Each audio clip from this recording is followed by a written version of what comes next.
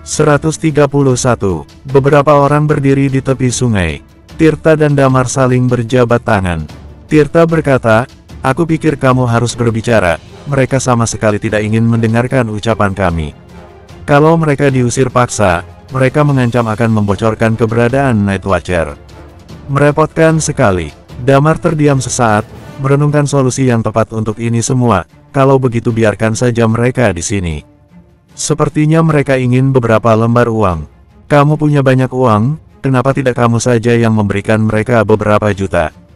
Kata Tirta memberi saran, kalau kamu tidak bersedia, biar aku saja yang memberikannya atas namamu. Damar menghela napas dan berkata, seberapa jauh tempat mereka? Kurang lebih 2 jam pakai mobil, jawab Tirta, kebetulan kami sedang berpatroli di sekitar sini. Damar mengerang kesal, butuh 2 jam perjalanan, yang berarti akan memakan waktu 4 jam total untuk bolak-balik. Bisa-bisa Damar pulang matahari sudah muncul. Apalagi Damar tinggal bersama orang tua, kalau dia sampai pulang terlambat, mereka pasti akan sangat khawatir padanya. Kalau begitu aku akan pergi ke markas besok saja. Kirimkan alamatnya di WhatsApp, kata Damar pada Tirta. Oke, kata Tirta lalu menatap Arif dan yang lainnya sambil menyeringai. Ada perasaan buruk yang dirasakan Arif, dia menelan ludah dan berkata, apa yang kamu rencanakan? BUAGH. Tepat setelah Arif bicara, Herman yang berdiri di sampingnya memukul tengkuk Arif. Mata Arif melotot kemudian pingsan. Dasar kamu ini masih saja kasar saat melumpuhkan lawanmu. Tirta menggelengkan kepalanya. Kalau begitu sampai jumpa besok, telepon aku saja kalau kamu sudah sampai. Jaga-jaga saja kalau anak-anak yang lain tidak mengenalmu, nanti jadi runyam. Damar melambaikan tangannya dan berkata, oke. Setelah menonton Arif dan yang lainnya dibawa pergi, Damar memutar mobilnya dan bergegas pulang. Sambil menyetir, Damar memegang ponselnya dan mengobrol dengan Thalia. Damar sampai di rumah sekitar pukul 9 malam. Di ruang tamu, Rudy dan Maya masih menonton TV sambil menunggu Damar pulang. Kamu ini kenapa? Ibu, kan bilang untuk pergi kencan buta. Tapi kamu malah bilang ke perempuan itu kalau kamu tidak punya rumah, mobil, bahkan kamu bilang kalau menganggur. Maya langsung berdiri saat melihat kedatangan anak lelakinya itu. Damar, kamu sudah bukan remaja lagi. Setelah bertahun-tahun di penjara, kamu tidak bisa jadi orang yang pilih-pilih. Ayah dan ibu hanya ingin segera menggendong cucu. Damar merasakan kepalanya berdenyut, dia tidak cocok denganku, Bu. Lagi pula dia tidak menyukaiku, aku juga tidak suka dengannya. Selesai, kan? Lagi pula aku sudah punya pacar. Baru berapa hari kamu kembali ke LH? Kata Maya, dari mana kamu dapat pacar secepat ini? Mau bohong ya sama ibu? Dia orang JC, Bu. Aku, kan sudah memberitahumu kalau aku tidak di penjara. Sudah 3 tahun aku berada di JC. Lain kali aku akan ajak dia untuk menemui ibu, kata Damar. Saat ini, Rudy dan istrinya masih tidak sepenuhnya percaya pada Damar. Dia bertanya dengan ragu, kamu yakin tidak bohong pada kami? Yah, aku tidak bohong. Jawab Damar, dia akan ke LH beberapa hari lagi. Kalau dia sudah datang, mungkin aku akan tinggal sendiri. Walaupun Damar sangat ingin tinggal bersama kedua orang tuanya, tapi banyak hal jadi terkendala. Yang paling jelas adalah dia tidak bisa keluar malam hari, padahal Night Watcher biasa mengintai musuh di malam hari. Selama kamu bisa membawa seorang perempuan untuk dijadikan istri, kamu bebas tinggal sendiri, kata Rudy. Damar mengerutkan dahinya, apa orang tua itu memang seperti ini? Beri contohnya, untuk mencarikan Wendy calon suami dia rela menawarkan anak perempuannya itu ke kolega-koleganya yang memiliki anak. Ternyata hal yang Wendy rasakan itu seperti ini, kata Damar dalam hati. Setelah menenangkan kedua orang tuanya, akhirnya Damar dapat bernapas lega. Dia pun mandi dan menuju ke kamar dan duduk bersila. Malam itu segera berlalu. Keesokan paginya, Damar bangun dan menelepon Bagas. Karena dia ingin mengajak Bagas ke Night Watcher, Damar ingin membuat Bagas agar mengenal pelan-pelan bagaimana Night Watcher bekerja. Cepat atau lambat, Bagas akan bergabung. Setelah Damar dan nomor 2 kembali ke Night Watcher, fisik dan mental Bagas sudah siap. Saat itulah Bagas dapat berdiri di samping Damar. Night Watcher, hanya masalah waktu untuk Damar kembali lagi. Setelah dia kembali, seluruh tim akan dirombak ulang. Tim mereka pasti akan menjadi yang terdepan. Oleh karena itu, Bagas perlu dilatih sedini mungkin agar siap bergabung dengan tim Damar. Tak berapa lama kemudian, Damar dan Bagas bertemu. Bagas datang menggunakan mobil miliknya.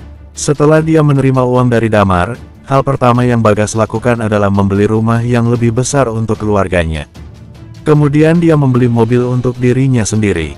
Selama beberapa waktu terakhir ini, Bagas merasakan hidupnya menjadi sangat luar biasa. Salah satunya adalah menjadi orang dengan gaji terbanyak di antara keluarga dan sanak saudara lainnya.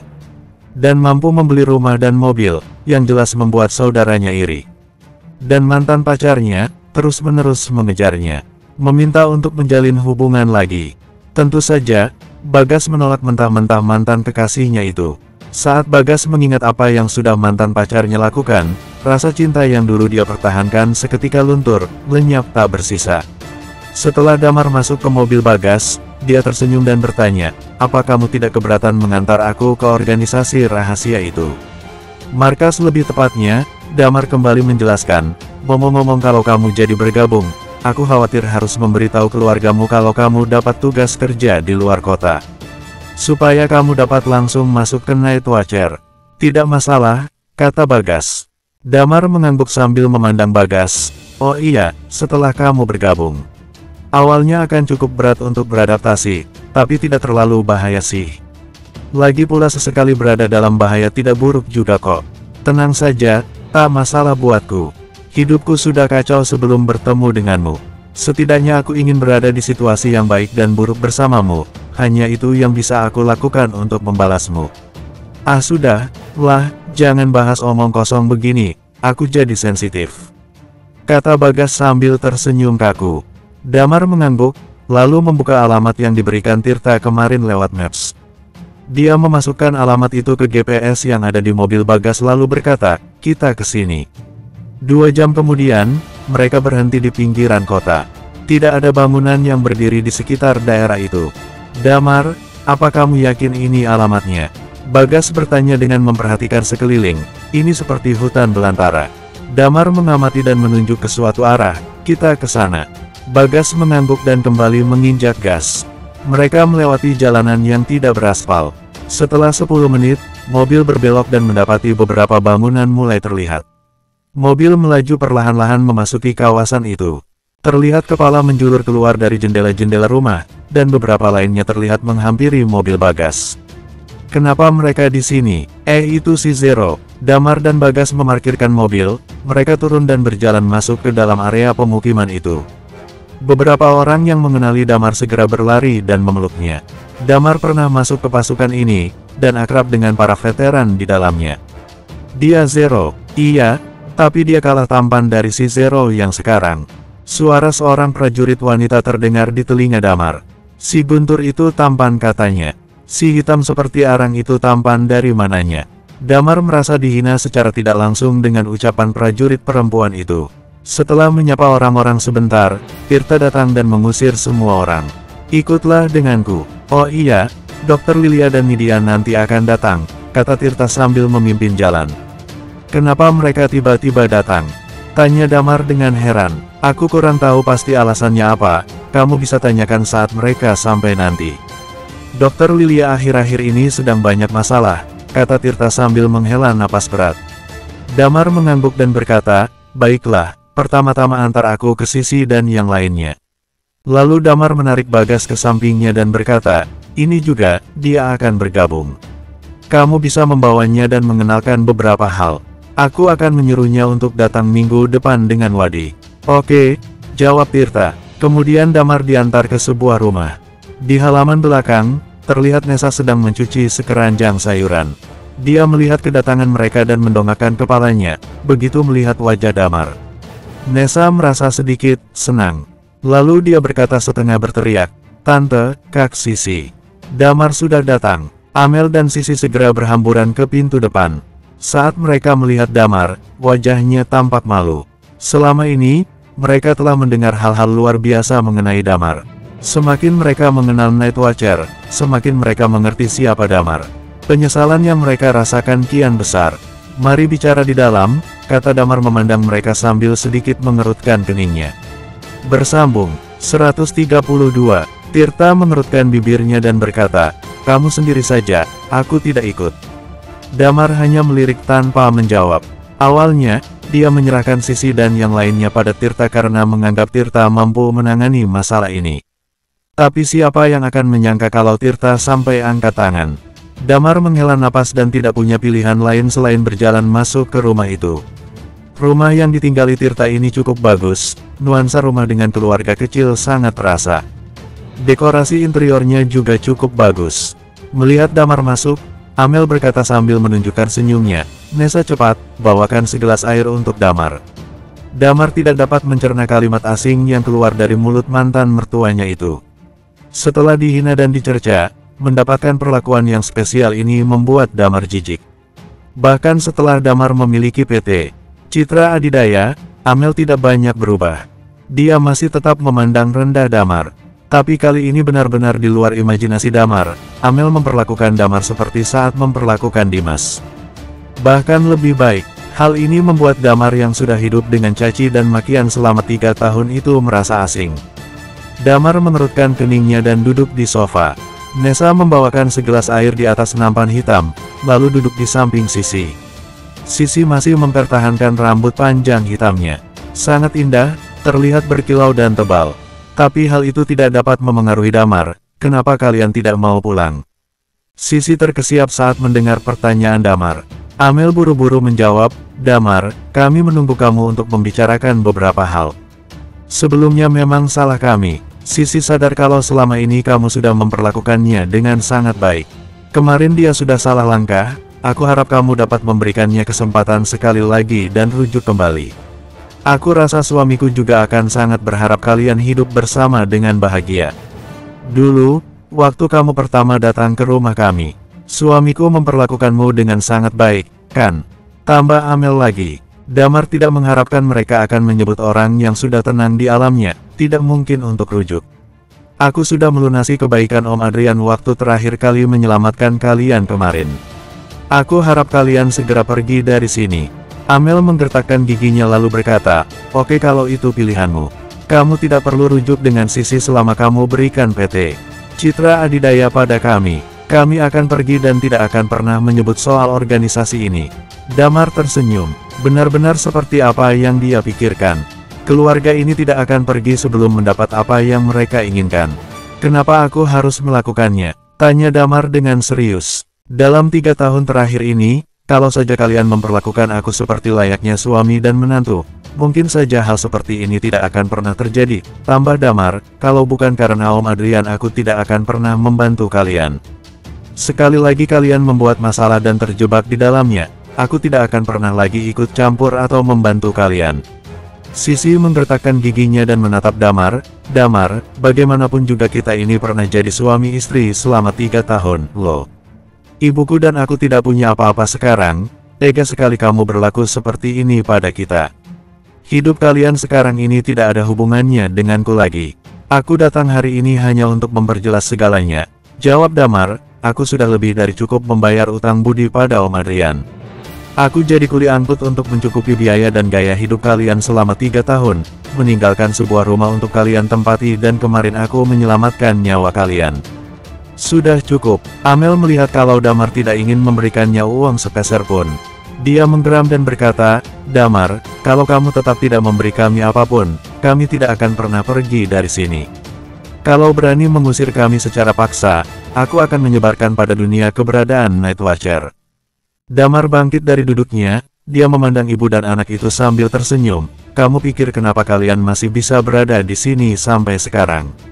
Itu karena kamu dulu memiliki hubungan denganku. Mereka, orang yang ada di luar itu menyerahkan keputusan padaku. Kalian pikir mereka benar-benar takut dengan gertakan kalian soal Night Watcher? Damar kembali berkata dengan mencibir, kalau kalian menyebarkan soal keberadaan Night Watcher, kalian pikir ada yang akan percaya? Ketiganya menelan ludah bersamaan. Apa ancaman mereka tidak akan berhasil? Bajingan, jangan berani-berani mengancamku. Tidak ada gunanya. Damar melambaikan tangan dan berkata, mulai sekarang kita hidup masing-masing, jangan ganggu hidupku lagi. Singkirkan hubungan mantan menantu dan mantan istri tidak penting itu. Oh iya, banyak orang yang ingin membunuhku di dunia ini. Info saja untuk kalian-kalian yang berencana memakai namaku. Salah satunya orang yang menculik kalian kemarin. Kalau kalian masih nekat terus berkeliaran dalam hidupku, aku tidak akan menyelamatkanmu seperti kemarin, kata Damar sambil berwajah garang. Mengingat kembali kejadian penculikan yang dialami ketiga wanita itu, mereka langsung bergidik ngeri. Aku sudah selesai, kata Damar mengakhiri kalimatnya, dia tidak ingin berlama-lama berbicara dengan mereka. Saat Sisi melihat Damar akan melangkah pergi, matanya berkaca-kaca. Damar, aku sadar selama ini aku sudah banyak salah padamu, maafkan aku kali ini saja. Tolong beri aku kesempatan. Damar melambaikan tangannya dan berkata, cepat bereskan barang-barang kalian dan kembali ke JC. Pergi ke Panorama Group dan cari Barikang, dia akan menyiapkan pekerjaan untukmu. Dan kalau suatu saat kamu menikah lagi, perlakukan suamimu lebih baik dari aku. Bagaimanapun, Damar masih memiliki hati nurani. Jadi, dia berencana untuk memberikan pekerjaan pada Sisi. Tentu saja, dia juga tahu bagaimana watak Amel yang super nekat itu. Jadi dengan memberikan Sisi mata pencaharian adalah salah satu jalan keluar supaya kedua orang ini mempunyai penghasilan dan tidak mengganggu Damar. Walaupun ancaman Amel soal Night Watcher kemungkinan kecil berhasil, tapi akan merepotkan kalau sampai dia buka mulut. Sisi menangis terseduh-seduh menyesali perbuatannya selama ini. Dalam 3 tahun terakhir, kebaikan Damar untuk mereka sudah sangat jelas. Memang Damar tidak menghasilkan uang puluhan juta, tapi waktu itu mereka tidak perlu khawatir soal masalah uang. Apalagi sekarang mereka sudah tahu siapa Damar sebenarnya. Sisi, ini semua salah ibu. Salah ibu, kata Amel sambil memeluk putrinya yang menangis penuh penyesalan. Damar mengabaikan melodrama yang sedang tayang di dalam rumah itu dan berjalan keluar dengan bernapas lega. Hanya 1 langkah dari keluar pintu, Damar melihat orang yang menempelkan telinga mereka ke pintu. Orang itu adalah Tirta dan Herman. Damar langsung berkata, apa yang kalian lakukan? Tirta berjingkat karena aksinya ketahuan Damar, aku tidak melakukan apa-apa, loh. Aku hanya bermain di sini. Bermain apanya? Jawab Damar sambil memutar bola matanya. Sekarang apa yang harus aku lakukan selanjutnya? Tanya Tirta, aku sudah mengatakan semua yang perlu aku katakan. Biarkan mereka menyelesaikan pekerjaan mereka yang belum selesai, setelah itu pulangkan mereka ke JC. Kalau mereka masih tidak ingin pergi, biarkan saja mereka tinggal di sini. Aku tidak sudi mengurus mereka lagi, kata Damar sambil mengangkat kedua bahunya. Tirta mengangguk dan berkata, kamu sudah menyelesaikan masalah ini, jadi sekarang ayo kita minum dulu. Aku tidak bisa minum alkohol, Damar menggelengkan kepalanya, kami harus kembali ke LH dan Bagas juga menyetir. Omong-omong, kapan Dokter Lilia datang? Sepertinya dia datang malam, kata Tirta. Damar menyentuh hidungnya dan berkata, kalau begitu aku tidak akan menunggunya, aku akan pergi setelah makan. Oke, Tirta menjawab, ngomong-ngomong, aku ingin bertanya satu hal padamu. Wadi ini asalnya dari mana? Dia bisa masuk 5 besar Night Watcher, kemarin dia datang dan berdiskusi dengan orang-orang. Aku sadar sesuatu, tangannya seperti nomor 2. Damar mengangguk dan berkata, dia murid nomor 2. Aku sudah bertemu dengan nomor 2, tapi dia tidak ingin kembali sekarang. Tirta menatap Herman bingung. Damar mengerutkan keningnya dan berkata, kenapa? Bukan, Tirta segera menjawab, aku hanya heran nomor 2 tidak ingin kembali. Tirta mengangguk dan menghela napas bersamaan. Dia sedikit terkejut saat mendengar Damar sudah bertemu dengan Thalia. Tapi melihat reaksi Damar yang biasa-biasa saja, Tirta menebak kalau Thalia belum menceritakan masalah yang sebenarnya pada Damar. Kalau Damar tahu, sudah pasti dia akan terbang ke negara O. Setelah makan, Damar pergi bersama Bagas. Saat Damar pergi, Bagas terlihat begitu bersemangat. Dia sudah melihat langsung bagaimana para prajurit Night Watcher berlatih, dan mereka semua terlihat seperti master bela diri. Bagas sangat antusias saat berpikir dia akan menjadi salah satu dari orang-orang hebat ini. Setelah masuk ke mobil, Bagas terus berbicara dengan Damar. Setiap pertanyaan yang dilontarkan Bagas, dijawab dengan sabar oleh Damar. 1,5 jam sudah perjalanan Damar berlalu, tiba-tiba teleponnya berbunyi. Rupanya itu adalah telepon dari Clara. Halo, Damar, cepat datang ke sini, suara Clara terdengar sedikit panik, Mario ada di depan terus. Bersambung, 133, di rumahmu, Damar bertanya dengan heran, kenapa dia ada di rumahmu? Melamarku, teriak Clara masih terdengar panik.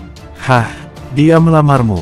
Tanya Damar lagi. Iya, dia membuat keributan. Aku memberitahu para penjaga kompleks untuk melarangnya masuk ke sini. Tapi aku tidak tahu kenapa Mario bisa lolos, kata Clara. Lalu di mana Wendy dan yang lainnya? Tanya Damar.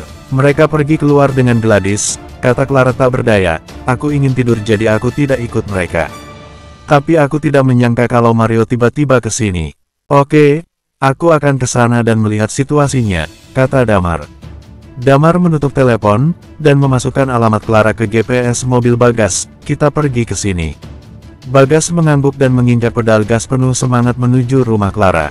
Sekitar setengah jam kemudian, mereka sampai tak jauh dari rumah Clara. Setelah keluar dan menutup pintu mobil, mereka langsung bergegas ke rumah Clara. Sudah ada banyak orang yang berkerumun di depan rumah Clara. Clara tinggal di apartemen. Dia membeli apartemen ini untuk ditinggali seorang diri. Setelah Damar mendekat, dia mendengar suara teriakan, "Clara, menikahlah denganku." Terima, terima, terima. Di samping Damar, terdengar suara sorakan orang-orang yang mendukung Mario. Damar dan Bagas berhenti di sana untuk melihat kehebohan yang dilakukan Mario. Di tanah, ada banyak mawar yang entah berapa langkah membentuk hati. Ada banyak perempuan dan laki-laki yang ikut berlutut di tanah membawa setangkai bunga mawar setiap orangnya. Mereka memakai jas dan dress selutut. Di barisan depan, ada laki-laki bertubuh bongsor yang memakai jas dan sepatu kulit hitam mengilat terlihat terus menyeka keringatnya. Kebetulan sekali angin tidak lewat, keringatnya mengucur bagai derasnya aliran sungai. Mario memegang gulungan di tangan kirinya, dan sebuah kotak kecil berwarna merah di tangan kanannya. Kotak itu sengaja dibuka setengah, memperlihatkan benda yang bertengger cantik di sana. Ya, cincin cantik bertahtakan berlian kecil mengilap menyilaukan mata. Sekali lihat pun akan tahu kalau cincin itu bukan barang murah. Di depan mereka, Clara berdiri dengan wajah kebingungan. Clara, ini adalah berlian asli termahal di LH. Aku mengeluarkan uang 3 miliar untuk membeli cincin ini. Ini adalah bukti dari ketulusanku mencintaimu. Mario memandang Clara dengan wajah penuh harap. Selama kamu menerima lamaranku, aku pasti akan menyiapkan pesta pernikahan paling romantis di dunia. Saat Mario berpidato, sekelompok orang yang menyaksikan terlihat terkejut. Sangat hebat dan kaya raya, rela membeli cincin seharga 3 miliar hanya untuk sebuah cincin berlian. Di belakang Mario, seorang perempuan ikut menambahi, "Clara, tolong terima lamaran kakakku. Andai kamu tahu berapa banyak perempuan yang ingin menikah dengan kakakku ini. Tapi dia memilihmu untuk menerima semua kasih sayangnya.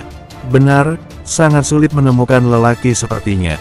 Jangan sia-siakan kesempatan ini dan terima lamarannya." Seorang tante-tante yang terlihat menonton ikut memberikan pendapat. Segera setelah ucapan tante itu terlontar, suara teriakan dari yang lainnya terdengar riuh kembali. Clara semakin bingung harus mengatakan apa. Matanya terus mencari sosok Damar. "Duh, aku tidak akan keluar kalau tahu Damar lama begini," gumam Clara sambil memanyunkan bibirnya. Clara menghampiri Mario, memberitahunya untuk segera pergi dan berhenti berbuat memalukan seperti ini. Tapi keadaan sangat tidak terkendali, suara bising menutup telinga Mario. Dia tidak mendengar saat Clara menyuruhnya pergi. "Aku sudah memberitahumu dengan sangat jelas kalau aku tidak menyukaimu. Aku tidak ingin menikah denganmu. Tolong bawa semua barang dan orang-orangmu pergi dari sini," kata Clara sambil menatap tajam Mario. "Kalau kamu tidak menerima lamaranku, aku tidak akan pergi dari sini," kata Mario keras kepala. Pada saat yang sama, orang-orang menyoraki Clara. Damar menggelengkan kepalanya dan berjalan melewati kerumunan orang-orang Mario. Semua mata langsung melihat Damar yang dengan percaya dirinya berjalan ke tengah. "Siapa kamu?" tanya perempuan yang sebelumnya menyebut Mario sebagai kakaknya. Ia berdiri dan berkata, "Apa kamu tidak melihat sedang ada orang yang melamar di sini?" Di depan, Clara juga melihat kehadiran Damar. Wajahnya yang sedari tadi terlihat bingung, sekarang dapat rileks. Entah sejak kapan Clara mulai percaya dan bergantung pada Damar, yang jelas dia merasa Damar dapat membantunya menangani masalah ini. Mario menoleh, "Kamu." Damar mengabaikan orang-orang dan berjalan langsung ke samping Clara. Semua orang semakin terkejut saat Damar melingkarkan tangannya di pinggang Clara. Clara adalah orang pertama yang dapat dibilang terkejut bukan main. Pipinya jadi merona, tangannya secara memegang lengan Damar secara alami. Tubuhnya sangat kooperatif kali ini. Damar melirik Mario dan kerumunan orang bergantian, "Ayo, kita pulang." "Yah, sudah punya pacar. Sudah tidak seru, aku pergi." Di antara kerumunan, seseorang berkata yang membuat Mario kesal. Dia menggertakkan gigi dan berkata, "Berhenti. Jangan bohong, dia bukan pacarmu. Dia itu pemerkosa." Kerumunan orang yang akan bubar menghentikan langkah mereka dan kembali melihat Mario. Damar tidak berniat meladeni Mario, jadi dia terus berjalan. Tapi Mario menghadang jalan Damar dan Clara. Lelaki ini adalah pemerkosa, dia memerkosa seorang perempuan 9 tahun lalu. Kata Mario sambil menghadap kerumunan dan menunjuk Damar. Damar mengangkat bahu dan melingkarkan tangannya semakin erat. "Apa yang terjadi 9 tahun lalu tidak akan menghalangiku untuk bisa jadi pacar Clara. Cepat pergi dari jalan kami dan jangan ganggu Clara lagi." "Clara, kamu jangan termakan tipu daya manusia ini. Dia tidak punya apa-apa, aku sudah cari tahu semuanya. Ayahnya hanya makan gaji buta, dan dia hanyalah asisten Binar," kata Mario. "Aku punya penghasilan sendiri untuk mencukupi biaya hidupku. Dan yang paling penting, aku mencintainya. Jangan berani menemuiku lagi," jawab Clara dengan tegas. Mario terkejut dan melihat kedua orang yang ada di hadapannya ini dengan linglung. Damar membuat ekspresi seolah-olah mengatakan bahwa Clara sudah memilih aku, "Kamu tidak dapat berbuat apa-apa." "Kak Clara, bagaimana bisa kamu memilih lelaki yang tidak punya apa-apa ini?" Saudari Mario ikut campur lagi. "Kak Clara, putuskan dia dan menikah dengan Kak Mario." Mario menghela napas dan menatap Damar. "Aku beri kamu 5 miliar, tapi tinggalkan Clara." Damar mengangkat aliskan dan tersenyum. "Aku beri kamu 100 miliar dan pergi dari sini." "Haha, dia sudah sinting. Apa kamu tahu 100 miliar itu seperti apa?" Adik Mario kembali mencibir. "Kak Clara, kamu juga sudah tahu, kan, dia siapa?"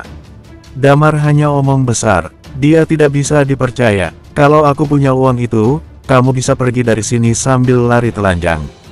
Tanya Damar dengan enteng. "Bagaimana caranya kamu punya uang sebanyak itu? Kalau kamu tidak bisa membuktikan ucapanmu, putus dengan Clara, deal." Kata adik Mario, "Kalau kamu bersedia, aku pun akan bersedia." Damar menyentuh hidungnya dan tersenyum. "Hehehe, berani," kata adik Mario sambil tertawa. Kemudian, dia melihat Damar merogoh saku dan mengambil dompet. Dari dompet itu, Damar menarik sebuah kartu dan melemparkannya di depan adik Mario. Kartu berlian. Semua orang yang dibawa Mario saling berpandangan. Pada saat yang sama, suara Damar terdengar seperti petir di telinga mereka. "Bagaimana? Kamu bisa mulai melepas bajumu." Bersambung 134. Ada lusinan orang yang berkumpul di depan apartemen Clara. Mereka semua berkerumun seperti sedang menonton konser.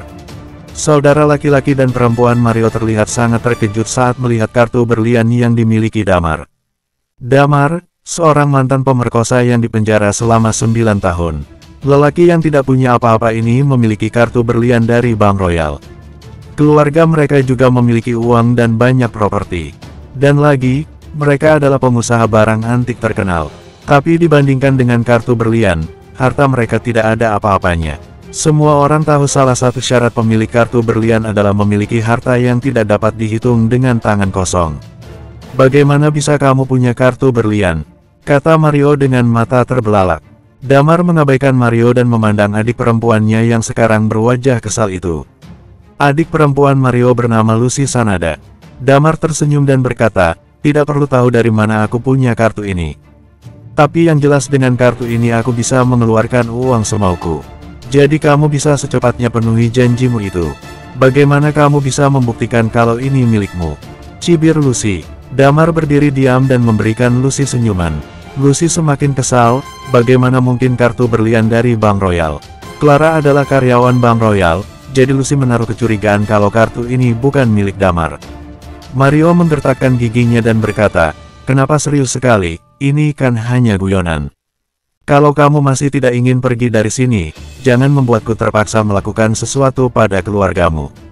Bisnis barang antik misalnya, aku akan mendukung keluarga lain supaya jadi kompetitormu," kata Damar dengan tenang. Kartu berlian dapat menarik uang sampai triliunan dari Bank Royal. Tentu saja akan cukup sulit mematikan pasar milik keluarga Sanada, tapi pelan-pelan mereka akan kolaps juga kalau terus-terusan diserang. Ada keringat dingin yang mengalir terjun di dahi Mario.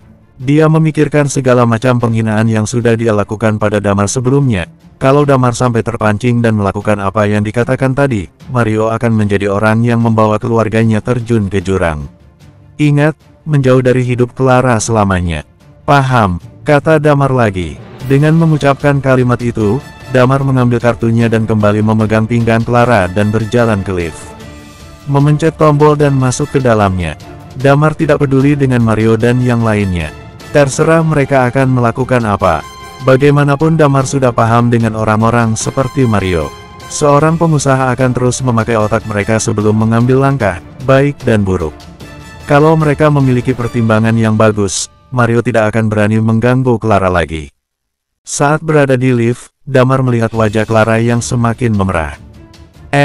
Kamu kenapa? Tanya Damar. Sekarang tidak ada siapa-siapa. Clara menundukkan kepalanya. Kamu sudah bisa melepaskan tanganmu. Damar terkejut dan menarik tangannya dari pinggang Clara dengan cepat. Dia berdeham dan mengganti topik pembicaraan agar tidak canggung. Seharusnya Mario tidak mengganggumu lagi.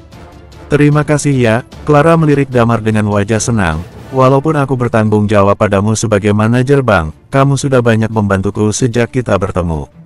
Bahkan kamu memberiku hadiah ulang tahun. Bahkan sekarang kamu juga membantuku menyelesaikan soal Mario. Aku tidak tahu bagaimana caranya membalas kebaikanmu. Santai saja, kita kan teman. Jangan terlalu dipikirkan. Damar tersenyum. Ngomong-ngomong, ada satu hal yang aku ingin kamu lakukan. Soal apa? Tanya Clara. Kamu temui Arya. Kalau tidak memengaruhi kepentingan Bank Royal, tangguhkan kerjasama antara Bank Royal dan keluarga Ardiansyah, kata Damar. Clara terkejut, dia menatap Damar keheranan. Apa kamu yakin ingin melakukan hal itu pada keluarga Ardiansyah? Pintu lift terbuka, keduanya keluar bersamaan. Damar menyentuh hidungnya dan mengangguk. Aku telah menemukan fakta dari kejadian 9 tahun lalu. Keluarga Ardiansyah sudah menusukku dari belakang, jadi aku akan melakukan hal yang sama pada mereka. Tetapi, Clara masih tidak yakin, bagaimanapun juga, mereka keluarga yang besar, kan? Dan lagi mereka memiliki bisnis yang sudah tersebar di seluruh penjuru negeri. Mereka cukup kuat. Damar tersenyum lagi, kamu mana tahu di belakangku juga ada orang yang lebih kuat. Clara menatap Damar dengan takjub. Dia tidak dapat ragu dengan apa yang diucapkan oleh Damar. Di matanya, Damar sangat misterius. Bahkan sekarang, Clara masih belum tahu pasti mengenai asal-usul Damar. Dia tidak tahu bagaimana Damar dapat memiliki kartu berlian Bank Royal. Sekarang Clara sudah mulai terbiasa dengan hal-hal mengejutkan yang dilakukan Damar. Setelah membuka pintu rumahnya, Damar duduk di sofa. Dia mengeluarkan ponsel dan menelepon Binar. Halo, ada apa? Segera suara Binar terdengar. Aku sudah tahu apa yang sebenarnya terjadi 9 tahun lalu, kata Damar. Hah, Binar terkejut. Lalu siapa dalang di balik itu semua? Beberapa nama keluarga lain terlibat. Tapi yang jelas, dalang di balik ini semua adalah keluarga Ardiansyah. Hubungi Dr. Lilia dan yang lainnya untuk mengirim bantuan. Aku akan sibuk beberapa waktu ke depan, Damar menjelaskan. Kalau begitu, kita mulai dari keluarga Ardiansyah dulu. Binar menjawab dengan ragu, tapi tidak akan mudah menjatuhkan keluarga Ardiansyah. Bisa dibilang pondasi mereka cukup kuat. Aku tahu, Damar menjawab, aku hanya perlu menunggu sampai akhir minggu ini. Aku sudah memiliki saksi kunci yang sudah memberitahuku kalau keluarga Ardiansyah yang menjebakku. Kalau mereka memilih aku sebagai kambing hitam, mereka harus membayar perbuatan mereka dulu. Intinya seperti itu, sisanya kamu yang mengurusnya. Minggu depan adalah pertemuan akhir tahun keluarga Ardiansyah, biarkan mereka mengalami kerugian dalam minggu ini. Biarkan mereka menangis saat melihat laporan minggu depan. Di seberang telepon, Binar menjilat bibirnya dan berkata dengan penuh semangat, baiklah, jangan khawatir. Serahkan padaku, kali ini aku pasti akan membuat keluarga Ardiansyah menangis darah. Pada saat yang sama di LH, kediaman keluarga Ardiansyah. Di rumah megah itu, ada beberapa kamar yang ditinggali anggota keluarga. Di salah satu ruangan, Ridwan duduk di sana. Di sampingnya ada Raden dan Angga yang berdiri di sana. Angga, keluar sebentar, kata Ridwan. Ayah, bantu aku mencari cara untuk membalas Damar. Dia sudah mengusikku, kata Angga. Aku tahu, Ridwan menganggukkan kepala, dan cepat ganti warna rambutmu yang hijau seperti lumut itu. Melihatnya membuatku kesal, ini itu seni, ya. Bantah Angga. Ridwan memelototi Angga, kemudian Angga mengangkat bahunya, kalau kamu membantuku membalas Damar, aku akan langsung ganti warna rambutku. Iya, kamu keluar dulu. Ada yang harus ayah dan aku diskusikan dengan ayah, kata Raden sambil menepuk pundak adiknya itu. Baiklah, Angga mengangguk dan keluar dari ruangan. Setelah dia pergi, Raden menatap Ridwan dan berkata, ayah, bagaimana? Masih tidak bisa dihubungi. Ya, Ridwan mengangguk dan berkata, tadi malam dia bilang kalau akan menelepon setelah masalah beres. Tapi dia tidak menghubungi sama sekali. Hari ini aku sudah meneleponnya ratusan kali, tapi tidak ada jawaban. Aku juga mengirim orang ke beberapa rumahnya, tapi tidak ada siapa-siapa. Aku khawatir ada sesuatu yang menimpanya. Raden mengerutkan kening, apa yang akan kita lakukan? Kita tunggu dulu, jawab Ridwan, mungkin dia habis bermain dengan perempuan tadi malam dan belum bangun. Raden mengangguk patuh, kalau itu masuk akal juga. Saat yang sama di kediaman keluarga Kusuma, seorang lelaki tua dengan rambut yang hampir beruban seluruhnya memandang Antoni Kusuma yang kepalanya terbalut kain kasa. Lelaki itu terlihat tua dari luar, tapi dia masih cukup kuat dan energik. Orang ini adalah Randi Kusuma, seseorang yang memiliki status tinggi di LH. Dan juga pemegang kartu berlian dari Bank Royal. Kakek, kamu harus melakukan sesuatu untukku. Damar adalah orang binar, entah bagaimana kamu harus membuatnya berlutut dan minta maaf padaku, rengek Antoni. Bersambung, 135, di dalam ruangan itu, ada seorang perempuan seksi yang sedang berdiri. Dia memelototi Antoni dan berkata, kamu pantas mendapatkannya, kamu sudah berlatih dengan kakek lama tapi tidak bisa mengalahkan orang biasa. Kamu dipukuli sampai seperti ini. Itu adalah adik perempuan Antoni, Star Kusuma. Dia bukan tipe perempuan yang berbadan montok, hanya saja berat dan tingginya sangat proporsional dengan rambut dikuncir kuda. Kulitnya tidak terlalu putih, mirip seperti warna gandum yang siap dipanen. Kulitnya terlihat sangat sehat. Randi yang sedang duduk di samping Antoni berkata, dia orang binar, kan? Antoni mengangguk, benar, sangat jelas mereka memiliki hubungan. Pasti dia punya kekuatan tersembunyi, aku menyerangnya diam-diam tapi dia bisa balik menyerang kepalaku. Aku sampai jatuh ke tanah, kekuatannya begitu besar sampai-sampai aku tidak berkutik. Randi menghela napas, mengganggu keluargaku di LH, entah siapa orangnya, dia harus menjelaskan apa yang terjadi. Senin besok, Star, kamu bawa kartu berlian milik kakek ke Navis Group. Kita lihat apa yang akan Binar katakan, dia harus menyuruh orangnya itu untuk minta maaf. Kalau tidak, biar dia rasakan akibatnya. Star menggerutu dan berkata, ya, aku tahu. Antoni yang berbaring di sofa tampak gembira. Dia sudah membayangkan Damar dipermalukan dan minta maaf di kakinya. Damar berada di rumah Clara. Dia ingin berada di sana untuk sementara waktu. Tak berapa lama Wendy menelepon Clara dan meminta Clara untuk menyusul mereka pergi. Clara sudah mengajak Damar tapi dia menolak. Kalau Damar ikut pergi, dia harus ikut makan lagi dengan mereka. Setelah itu Clara meninggalkan rumahnya. Damar menelepon Bagas. Begitu diangkat, terdengar teriakan Bagas, sialan kamu, Damar. Kalau sudah bertemu perempuan saja, kamu lupa padaku. Damar menggaruk kepalanya yang tidak gatal. Dia lupa kalau Bagas ikut bersamanya. Begitu melihat Clara terpojok, Damar langsung maju membantu Clara. Sementara Bagas berdiri di antara para penonton dan melihat Damar pergi dengan linglung. Wah, gila, sudah 2 jam. Bagas berkata lagi. Damar terdiam. Dia tahu kemana arah pembicaraan Bagas. Jangan ngawur. Aku hanya duduk di sini. Apa kamu sudah pulang? Iya, aku pulang duluan. Apa kamu mau ke sini? Tanya Bagas. Tidak. Ya sudah kalau kamu pulang, kata Damar. Aku hanya takut kamu masih menungguku di bawah, maka dari itu aku meneleponmu. Dasar si ulung ini, kata Bagas, kamu ingat aku saat urusanmu selesai ya? Damar memutar matanya, walaupun dia sudah mengatakan yang sebenarnya. Bagas akan terus berpikiran jorok, jadi dia tidak menjawab dan mematikan panggilannya. Sambil menunggu kabar kedatangan Dr. Lilia, Damar pergi ke warnet untuk bermain game sebentar. Pukul 9 malam, Damar baru keluar dari warnet. Di depan warnet, terparkir sebuah mobil off-road. Di tempat duduk samping kemudi, Nidia duduk di sana sambil tersenyum manis pada Damar dan berkata, "Ayo masuk." Damar mengangguk, "Dokter Lilia, sudah lama aku tidak melihatmu. Aku sangat merindukanmu." Lilia masih terlihat dingin, dia mengabaikan basa-basi yang dilontarkan Damar dan berkata, "Apa kamu sudah menemukan di mana nomor 2? Damar mengganggu, "Sudah, beri aku kontaknya," kata Lilia. Damar menggelengkan kepalanya menolak, "Percuma, saat ini nomor 2 belum ingin kembali. Ada beberapa hal yang ingin dia lakukan." Lilia menyalakan mesin dan melirik Damar lewat kaca spion tengah, "Karena sudah ketemu, kita harus menyuruhnya kembali. Soal 3 tahun yang lalu harus segera dibalas, nomor 7 tidak boleh mati sia-sia. Dia tidak akan kemana-mana, dia ada di kota yang sama. Aku bekerja sama dengannya. Jangan gegabah," kata Damar. Lilia merasa tidak puas, dia mengerutkan alisnya. Dia enggan menjawab Damar lagi. "Ngomong-ngomong, ada urusan apa kalian ke kota NJ?" tanya Damar memecah suasana. "Hermit sudah muncul," jawab Lilia singkat. Damar menyipitkan matanya, "Benarkah? Untuk para Night Watcher, Hermit adalah pelaku yang membuat lubang besar untuk mereka.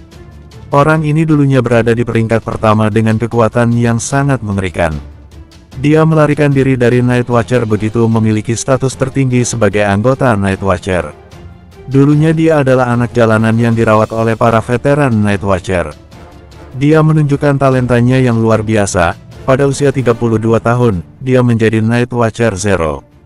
Dia termasuk senior Damar. Kemudian, dia tiba-tiba memberontak dan meninggalkan Night Watcher dan menjadi pembunuh yang mengerikan. Dia jarang memakai tangannya untuk bertarung, dan saat dia memakai tangannya, orang-orang penting akan gugur. Dia sangat misterius, tidak ada yang tahu keberadaannya dan kapan dia akan muncul. Jadi orang-orang memanggilnya Hermit. Tentu saja, Damar tahu namanya yang sebenarnya. Dia bernama Eden. Para Night Watcher tahu nama aslinya. Setiap orang yang menjadi Zero memiliki tugas untuk mencari Eden. Hal yang sama berlaku untuk Damar dan Guntur. Selama Damar menjadi Zero, beberapa kali Eden menyerang dan membuat ulah. Setelah itu dia kembali menghilang dan tidak dapat dilacak sama sekali. "Apa dia buat ulah lagi?" tanya Damar. "Tidak, aku dapat informasi ini dari mata-mata yang ada di Red Lotus kalau Eden dan Lucas sedang bekerja sama. Tujuan mereka adalah mengendalikan keluarga Wong di LH. Targetnya adalah seorang perempuan dari keluarga Wong yang sedang belajar di LH. Namanya Audrey Wong," jelas Lilia. Ekspresi Damar mulai berubah. Keluarga Wong adalah keluarga kaya yang berada di titik puncak. Tidak seperti keluarga Ardiansyah, keluarga Wong tidak hanya pandai dalam berbisnis tapi tokoh inti keluarga mereka dapat dibilang ikut organisasi rahasia. Damar bertanya keheranan, "Audrey Wong?" "Ya," Lilia menjawab. "Apa kamu kenal?" "Sepertinya aku pernah bertemu sekali dengannya. Dia belajar melukis, kan?" tanya Damar. "Cekak." Nidia berdecak kesal, "Dokter Lilia benar, Damar pasti tahu perempuan-perempuan cantik." Lilia mendengus kesal saat tebakannya tepat sasaran. Damar tampak malu dan memberikan pembelaan, "Hei, jangan salah paham, kalian salah paham. Saat aku di LH, aku bertemu dengan Rima Tanjaya dan putrinya secara kebetulan. Putrinya memintaku menjadi model lukisannya dan ternyata Audrey adalah sahabatnya.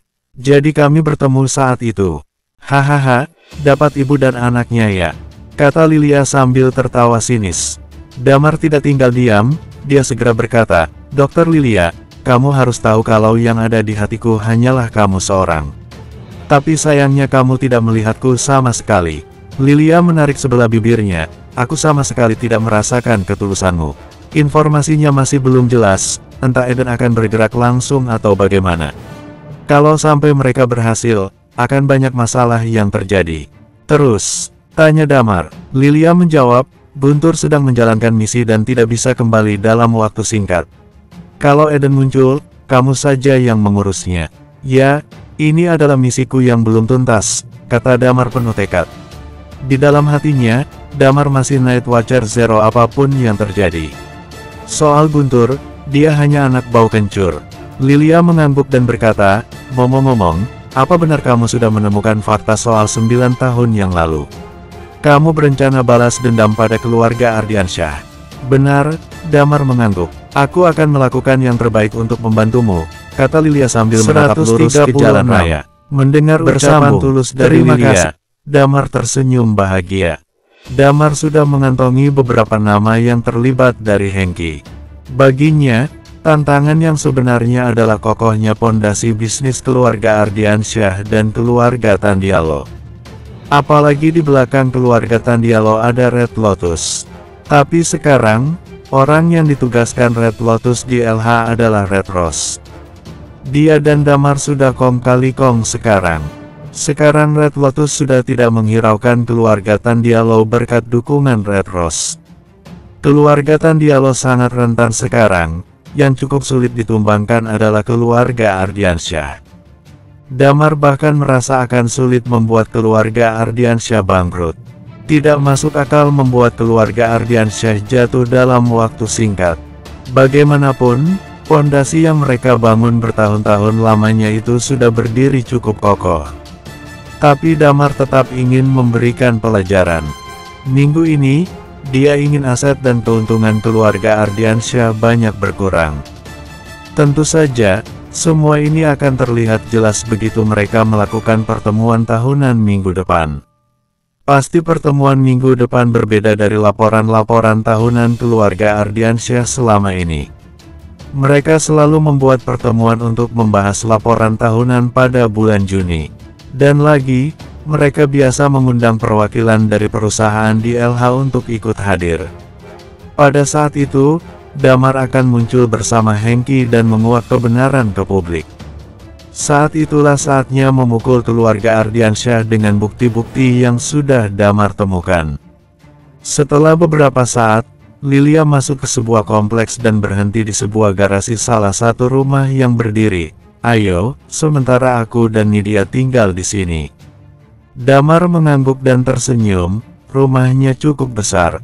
Setelah aku menyelesaikan urusan di rumah, aku juga akan pindah untuk tinggal bersama kalian. Terserah kamu saja, kata Lilia. Pindahkan barang-barang, kata Lilia sambil mematikan mesin mobilnya. Rupanya, bagasi mobil itu sudah penuh dengan beberapa barang-barang berbau medis. Damar membantu mereka memasukkan barang. Rumah yang mereka tempati adalah sebuah villa. Areanya cukup luas, jadi kalau Damar ikut tinggal di sini pun tidak akan jadi masalah. Setelah sampai di dalam rumah, Lilia merapikan seperlunya. Dia duduk di sofa dan Damar menghampirinya. Ngomong-ngomong, aku mendengar dari Tirta kalau kamu mengalami masalah. Ada apa? Bukan urusanmu, jawab Lilia sambil melotot. Damar menggaruk kepalanya canggung. Setelah tinggal di sana sebentar, Damar berpamitan. Dia bertanya jalan yang benar untuk keluar dari kompleks itu. Damar. Tepat saat Damar berjalan ke gerbang kompleks, tiba-tiba seseorang memanggilnya. Damar menoleh ke belakang dan melihat seorang perempuan cantik berambut panjang sedang berlari mengejarnya. Wow, ini benar kamu. Dari tadi aku memperhatikanmu dari belakang. Aku kira aku salah orang. Damar sama terkejutnya. Perempuan yang ada di depannya adalah Audrey. Kamu tidak tinggal di asrama? Tanya Damar. Tidak, kata Audrey, aku tidak betah, dan lagi sekolahku dekat dari daerah sini. Jadi aku membeli rumah di sini, tapi tunggu, sedang apa kamu di sini? Damar bodoh, tentu saja pasti ada alasan kenapa Lilia dan Nidia tinggal di sini. Mereka mencoba berada sedekat mungkin dengan Audrey, jaga-jaga kalau sesuatu terjadi. Aku kesini hanya lihat-lihat. Sepertinya aku akan pindah ke sini suatu saat nanti, kata Damar sambil tersenyum. Audrey bertanya dengan heran, benarkah? Damar menjawab dengan anggukan, lumayan juga, kita akan jadi tetangga. Untuk menunjukkan keramahanku sebagai tetanggamu, aku mengajakmu untuk makan malam. Apa kamu bersedia? Tanya Audrey dengan senyum merekah di wajahnya. Damar mengangguk, boleh juga. Audrey tersenyum senang dan berkata, kalau begitu ikut aku, ada toko panggangan yang super enak di sekitar sekolahku. Setelah itu, Audrey menarik Damar menuju tempat tujuan. Sekolah yang dimaksud Audrey adalah Universitas LH. Jurusan seni rupa Universitas LH sangat terkenal, banyak seniman hebat lahir dari sana. Saat Damar melewati gerbang Universitas LH, dia menghela napas. Sudah 9 tahun lamanya Damar tidak menginjakkan kaki di sini.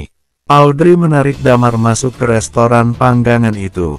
Bisa dibilang ini adalah angkringan versi mewah yang menjual beberapa menu dan pengunjung akan memilih menu sesuai selera. Setelah selesai memilih baru para pekerja akan membakarkan pesanan mereka. Ini enak semua, aku beberapa kali beli di sini. Percaya padaku, kata Audrey sambil mengambil setumpuk menu di piringnya. Damar tersenyum. Restoran ini sudah buka selama bertahun-tahun. Saat Damar masih kuliah dulu, makanan ini sudah terkenal. Tapi dia jarang datang untuk makan di sini karena Gladys tidak terlalu suka makanan sejenis ini. Tapi Damar akui rasanya memang sangat enak. Damar jadi teringat pada Thalia. Kalau dia juga datang pasti pemilik resto akan mengingat mereka. Setelah memilih tempat duduk, Audrey tersenyum. Damar, apa kamu dulu pernah jadi tentara atau sejenisnya? Hah? Damar tampak terkejut, kenapa kamu tiba-tiba mengatakan hal itu? Saat kamu jadi model kemarin, kamu duduk diam dan tidak bergerak selama lebih dari 1 jam, loh. Kalau kamu belum pernah jadi tentara, kamu pasti orang yang fokusnya tinggi. Atau kamu berlatih bela diri, kata Audrey lagi. Damar memandang Audrey sedikit heran. Perempuan ini berasal dari keluarga Wong, pasti dia dibekali dasar bela diri. Mungkin dia lebih jago dari Sheila. Yah, begitulah, kata Damar sambil menyentuh hidungnya. Menurutku kamu pasti belajar, tapi Lisa tidak percaya padaku, kata Audrey lagi. Apa yang kemarin telepon itu pacarmu? Kamu tahu, saat kamu pergi, Lisa sedih sekali. Sambung Audrey tidak ada habisnya. Bukan pacarku, hanya teman yang sudah tidak bertemu selama bertahun-tahun. Dan lagi, aku tidak punya pacar. Audrey, pada saat ini, sebuah suara terdengar. Audrey, kenapa kamu tidak bilang kalau kesini? Damar melihat emosi mulai meluap dari wajah Audrey. Dia melihat ke arah lelaki yang berdiri di samping mereka. Lelaki ini memakai seragam basket. Lelaki itu melihat Damar dan bertanya, siapa kamu? Apa hubunganmu dengan Audrey? Apa hubungannya denganku? Wajah Audrey terlihat kesal, jangan berdiri di sini. Lelaki itu mengabaikan Audrey, dia masih melihat Damar dengan berapi-api, berdiri dan pergi dari sini, menjauh dari Audrey, paham? Gary, jangan berlebihan. Audrey memelototi Gary. Gary mengabaikan ancaman Audrey. Dia terus menatap Damar, kamu tidak paham perkataan manusia. Kamu pikir kamu ini siapa pantas makan dengan Audrey? Kalau tidak bisa pergi sendiri, aku akan menyeretmu. Suara Gary yang berat dan keras membuat semua orang yang ada di sana menoleh. Hei, bukannya itu primadona kampus kita? Audrey, kan? Siapa orang yang duduk bersamanya itu? Dia akan dihajar Gary karena berani makan dengan Audrey. Aku kasihan pada orang itu, orang sebelumnya memiliki hubungan yang baik dengan Audrey juga dihajar oleh Gary. Benar, Gary berasal dari keluarga yang kaya. Kabarnya, dulunya mereka adalah gangster. Buktinya mana ada yang berani dengan mereka di LH. Benar, Gary adalah adik dari Januardi Nugroho. Di tengah bisikan-bisikan yang terdengar jelas di telinga Damar, dia berusaha menjelaskan apa yang terjadi. Dia melihat Gary dan tersenyum. Sepertinya kamu tidak sadar kalau Audrey tidak suka denganmu, atau bahkan dia membencimu. Itu urusanku dan Audrey, jawab Gary. Jangan bicara omong kosong denganku dan cepatlah pergi dari sini. Damar masih tersenyum, sepertinya kampus tidak mengajarimu dengan benar.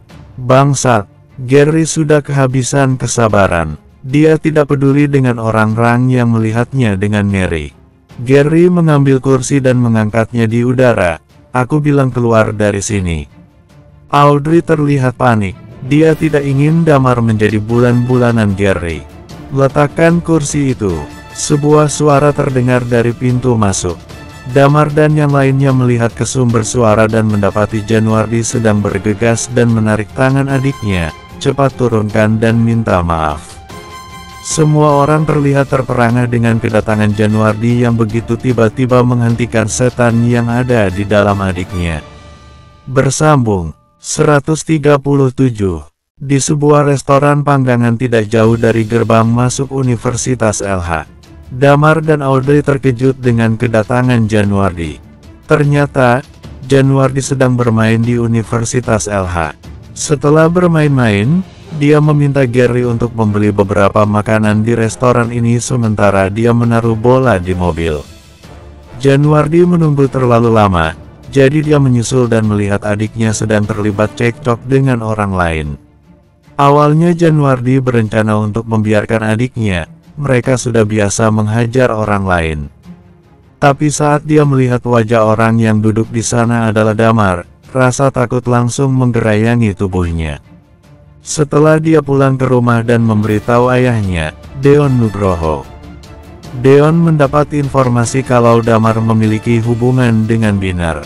Berbeda dengan keluarga Kusuma, Deon tidak berani membuat masalah dengan Binar.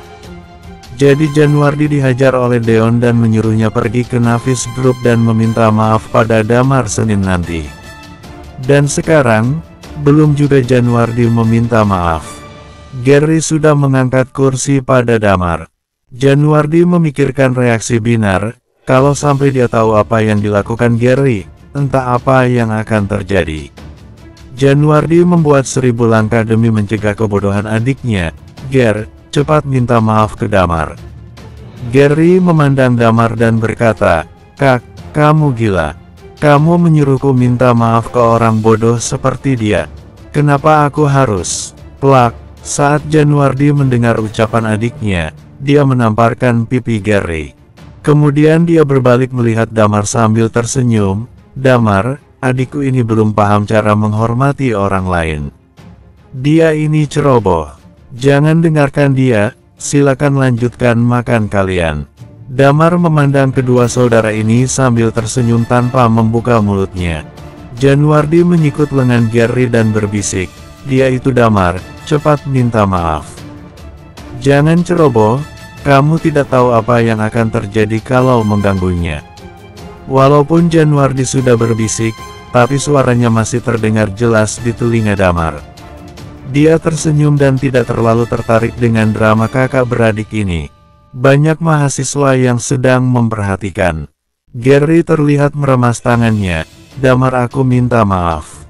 Tindakanku sangat impulsif. Aku harap kamu bisa melupakannya. Damar melambaikan tangannya dan berkata, aku hanya ingin makan, tapi kenapa kalian sangat berisik? Kalian pergi saja kalau berisik. Para penonton dibuat terkejut bukan kepalang. Siapa yang akan menyangka kalau Gary sang temperamental di Universitas LH minta maaf pada Damar? Mereka mulai bertanya-tanya siapa Damar sebenarnya. Setelah meminta maaf, Gary melihat semua orang berbisik dan melirik ke arahnya. Dia tidak bisa menerima itu semua, jadi dia segera menarik Januardi pergi dari sana. Pada saat ini, pesanan mereka sudah diantar ke meja. Damar dan Audrey mengabaikan orang-orang yang masih mencuri pandang ke arah mereka dan mulai menikmati makanan di hadapan mereka. Keadaan perlahan-lahan kembali seperti awal. Semuanya sudah tenang dan sibuk dengan urusan masing-masing. Audrey melihat Damar dan bertanya dengan curiga, Damar, apa yang sudah kamu lakukan? Bagaimana bisa mereka takut denganmu? Dua saudara itu adalah orang gila yang terkenal di LH. Keluarga mereka dulunya memiliki sejarah dengan dunia gelap. Tapi mereka takut denganmu. Cepat jawab aku, kenapa mereka takut denganmu? Tambah Audrey tidak sabar. Sudah makan saja, kata Damar. Audrey melihat sekeliling dan mencondongkan tubuhnya mendekati Damar. Kamu bukan orang dari organisasi rahasia, kan? Damar terkejut. Dia tidak berharap Audrey akan mengatakan hal itu. Tapi Damar membuat wajah bingung dan berkata, Memangnya organisasi rahasia itu bukan hanya dongeng? Ah, kamu tidak seru, kata Audrey sambil memanyunkan bibirnya. Setelah keduanya makan, Audrey pergi ke kasir untuk membayar sebagai bentuk traktiran kepada calon tetangga barunya itu. Apa kamu ingin pergi ke kampus untuk tur singkat? Tawa Audrey. Damar melihat jam tangannya. Sudah jam 10 malam, dia menggelengkan kepalanya dan berkata, "Tidak usah, aku harus pulang sekarang." Kalau bukan karena seseorang yang dari tadi mengikuti mereka, Damar bersedia saja menerima tawaran Audrey. Tapi sejak keluar dari kompleks, Damar merasa ada orang yang mengikuti mereka. Kalau menurut tebakan Damar, orang itu mungkin bertugas mengikuti Audrey untuk melindunginya. Dan Damar tidak suka dipantau seperti ini. Ya sudah, kalau begitu, aku pulang dulu. Aku akan jadi calon tetangga barumu, minta WhatsAppmu. Supaya aku bisa membuat janji denganmu dan Lisa kalau kamu luang, kata Audrey sambil menyodorkan ponselnya. Damar mengangguk dan mengambil ponsel Audrey, menyimpan nomornya di sana. Setelah melihat Audrey pergi, Damar tidak langsung pulang. Dia mengeluarkan ponselnya dan menelepon Thalia. Eden mungkin muncul di LH, jadi dia harus segera memberitahu nomor 2. Ada apa? Tanya Thalia begitu dia mengangkat panggilan Damar. Kamu di mana? Ada sesuatu yang ingin aku katakan, kata Damar. Aku di Flowfire, jawab Thalia. Aku kesana sekarang, kata Damar lalu menutup panggilannya. Tak berapa lama, Damar sampai di Flowfire Bar. Ini adalah ketiga kalinya Damar ke sini. Tidak ada yang menghalanginya kali ini. Damar berjalan tanpa rintangan. Di dalam bar, lampu disko berkedip memusingkan. Musik dengan tempo cepat memekakkan telinga. Damar melihat sekeliling dan mencari sosok Thalia. Ketemu, Thalia sedang bersama dua lelaki yang di tangan mereka memegang gelas berisi anggur. Damar mengernyit, dan diam-diam mendatangi mereka. Cantik, minum ini. Ayolah beri kami nomormu. Damar buru-buru mendekat dan menepuk pundak dua orang ini. Kedua lelaki ini berbalik dan bertanya, apa ada masalah? Tidak, tapi pergi dari wanitaku, kata Damar sambil tersenyum pada mereka. Dengan mengatakan hal ini, Damar langsung meraih pinggul Thalia. Diikuti dengan kepala Thalia yang menyender di tubuh Damar dengan mesra. Alis kedua lelaki itu terangkat, sial. Saat mereka pergi, Damar melepaskan tangannya yang baru beberapa detik berada di pinggul Thalia dan berkata, apa yang akan kamu lakukan kalau aku tidak datang? Apalagi, ya bersenang-senang, kata Thalia sambil tersenyum memandangi gelasnya. Ada apa kamu mencariku? Kenapa kamu ke tempat seperti ini? Bukannya kamu benci berada di tempat ramai begini? Apa tujuanmu? Apa aku perlu menghajar dua orang tadi? Sudahlah, mereka hanya semut tidak penting. Kenapa kamu mencariku? Karena musik yang semakin malam semakin kencang, mereka berbicara dengan saling mendekat. Damar menghela napas, lalu mendekatkan bibirnya ke telinga Thalia. Hermit sudah muncul. Dia dan Red Lotus sekarang bekerja sama menargetkan perempuan dari keluarga Wong yang ada di LH. Apa? Thalia mengerutkan keningnya. Kamu yakin? Iya. Damar mengangguk dan berkata, sekarang Dr. Lilia juga ada di LH, dia minta nomormu. Thalia mengerutkan keningnya lagi. Apa kamu menyuruhku menghubunginya? Iya, sepertinya dia ingin menghubungimu dan meminta bantuan untuk mengurus Hermit, kata Damar. Thalia berkata dengan tenang, aku tidak akan kembali sebelum balas dendam, dan aku tidak akan berurusan dengan siapapun di Night Watcher. Damar melihat wajah Thalia yang menunjukkan ekspresi aneh. Dia bertanya setelah terdiam beberapa saat, nomor 2, apa kamu menyembunyikan sesuatu dariku? Thalia menoleh dan melihat Damar dengan serius. Pada saat yang sama, di antara ruangan-ruangan di lantai 2. Salah satu ruangan terbuka, setiap ruangan didesain kedap suara agar tidak mengganggu satu sama lain. Kalau berada di dalamnya dan pintu ditutup, sangat hening di dalamnya.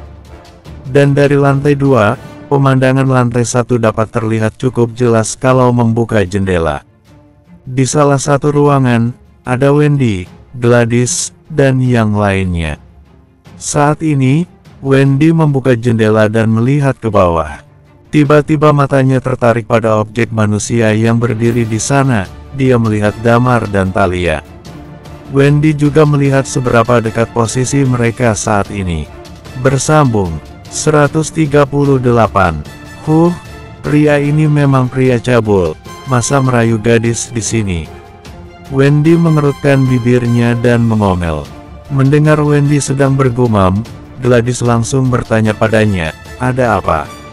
Damar sedang berpacaran dengan seorang wanita di situ. Damar ini memang parah, kata Wendy dengan tidak senang. Gadis-gadis lain dalam suite merasa sangat penasaran. Mereka langsung berdiri, kemudian mendekati jendela dan melihat ke bawah. Karena mereka berdiri dekat jendela, maka orang dari bawah bisa melihatnya juga di lantai 2. Dan ini merupakan sesuatu pemandangan yang menarik perhatian. Gladys, Clara, Wendy, dan Sheila adalah wanita-wanita yang sangat cantik. Keempat wanita ini berada di bar yang mana bisa membuat pria-pria menggila. Dari arah bawah terdengar suara bersuit. Clara menemukan sosok Damar dan Thalia dengan jelas. Dia langsung mengerutkan kening. "Wah, dia, apa kamu mengenalnya?" tanya Gladys. Clara menggumam, "Aku tidak mengenalnya, tetapi dia pernah datang ke Bank Royal dan aku yang melayaninya." Karyawan Bank Royal pasti akan merahasiakan identitas pengguna kartu berlian. Jika pemilik kartu bank tidak ingin mengungkapkan diri, maka mereka tidak akan memberitahu pada siapapun. Bagi orang yang bersedia mengungkapkan diri seperti Randy, ini bukan dalam otoritasnya. Gladys berpikir sejenak, lalu berkata, "Wendy, kamu ajak mereka berdua masuk ke dalam suite saja." Wendy mengangguk dan menjawab, "Oke." Sedangkan di lantai bawah, Damar sedang memandang Thalia dengan serius. Sikapnya wanita ini membuatnya terkejut. Dia sepertinya tidak ingin berhubungan dengan pihak Night Watcher. Bahkan ketika dia memberi nomor telepon Lilia padanya, wajahnya terlihat sedikit tidak senang. Ini membuat Damar curiga. Bukannya dia tidak ingin kembali sama sekali, tapi sepertinya dia agak menolak Night Watcher. Memikirkan veteran yang telah mengkhianati Night Watcher, Damar sedikit khawatir apakah sesuatu telah terjadi padanya dalam 3 tahun terakhir. Jadi dia bertanya, "Apakah kamu menyembunyikan sesuatu dariku?" Thalia tertegun, kemudian mengerutkan hidung dan berkata, "Tidak ada, kenapa kamu tiba-tiba bertanya begitu?" Damar sangat mengenal kepribadiannya. Mereka masuk dalam Night Watcher pada saat yang sama, dan berada dalam satu regu selama 6 tahun, sampai kejadian 3 tahun yang lalu. Dia selalu mengerutkan hidungnya saat berbohong. Tapi Damar juga tahu bahwa karakternya sangat gigih. Selama dia tidak ingin mengatakannya, tidak ada yang bisa memaksakannya. Dia berpikir bahwa ketika memberitahu Tirta bahwa Thalia sudah ditemukan, wajahnya juga penuh kejutan. Sepertinya ada sesuatu yang tidak beres. Apakah itu Thalia ataupun Night Watcher? Pasti ada sesuatu yang disembunyikan darinya. Dan baik Tirta maupun Night Watcher tidak memberitahu padanya, itu berarti hal itu berhubungan dengannya. Dia tidak melanjutkan bertanya kepada Thalia, karena Thalia tidak akan memberitahu padanya jika dia tidak bersedia.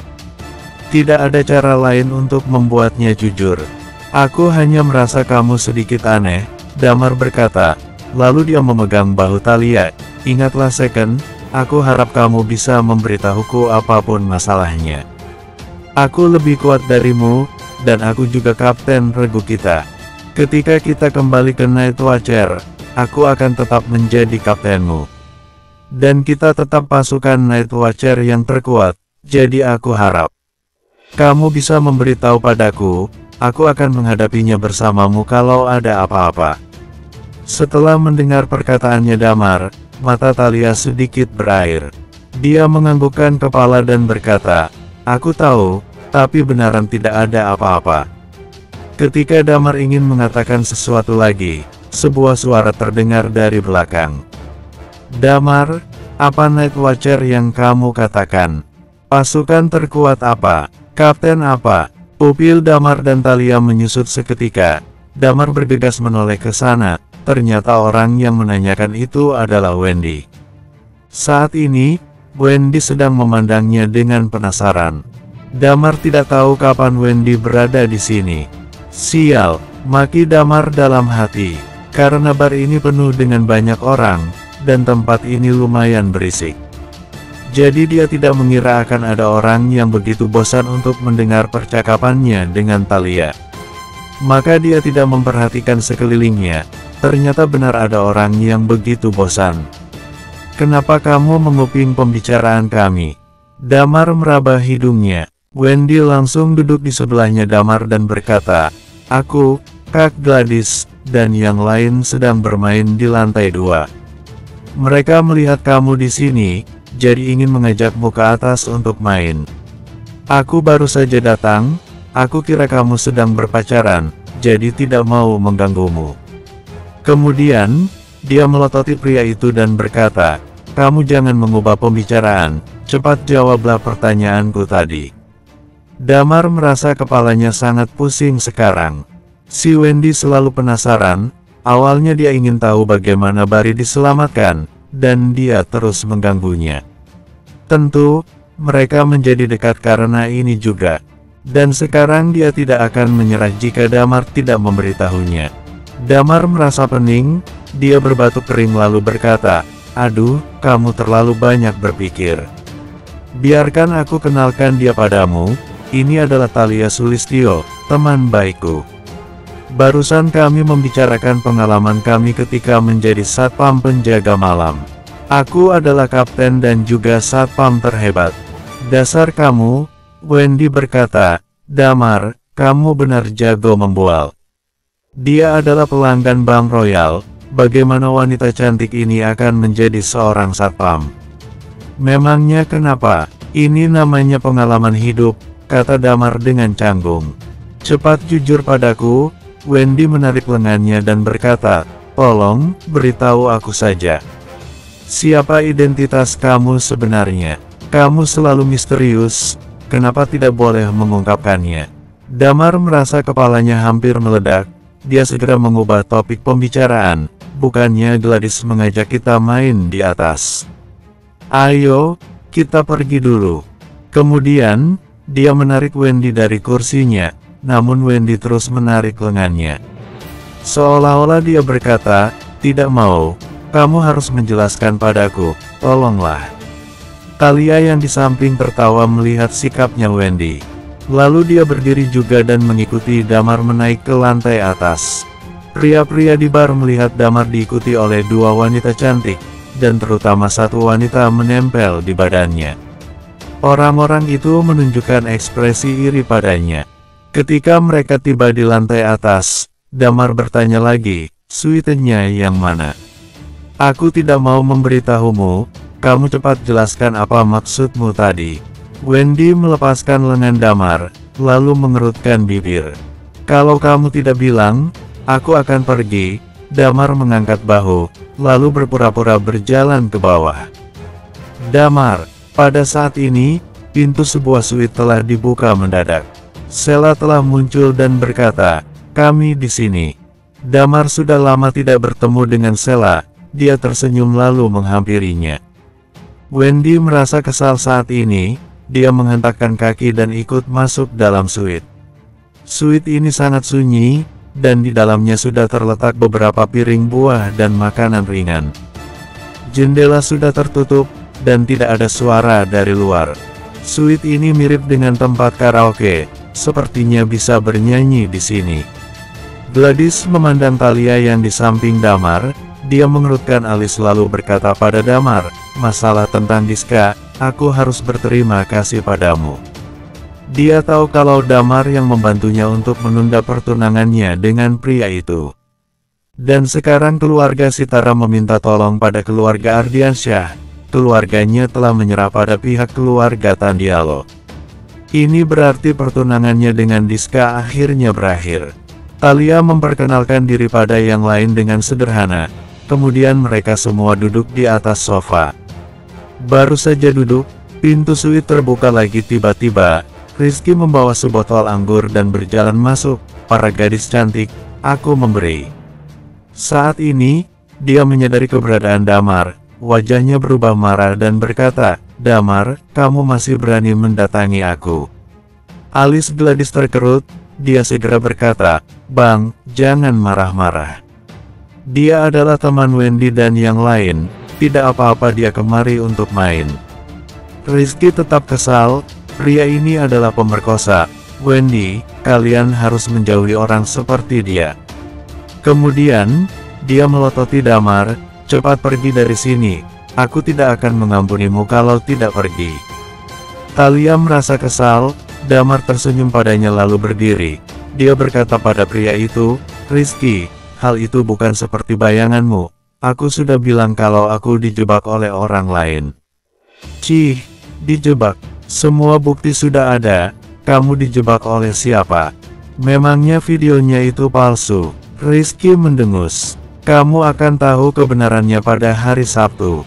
Damar berkata lagi dengan pelan, "Dan juga, tidak usah berharap bisa berkoneksi dengan keluarga Ardiansyah.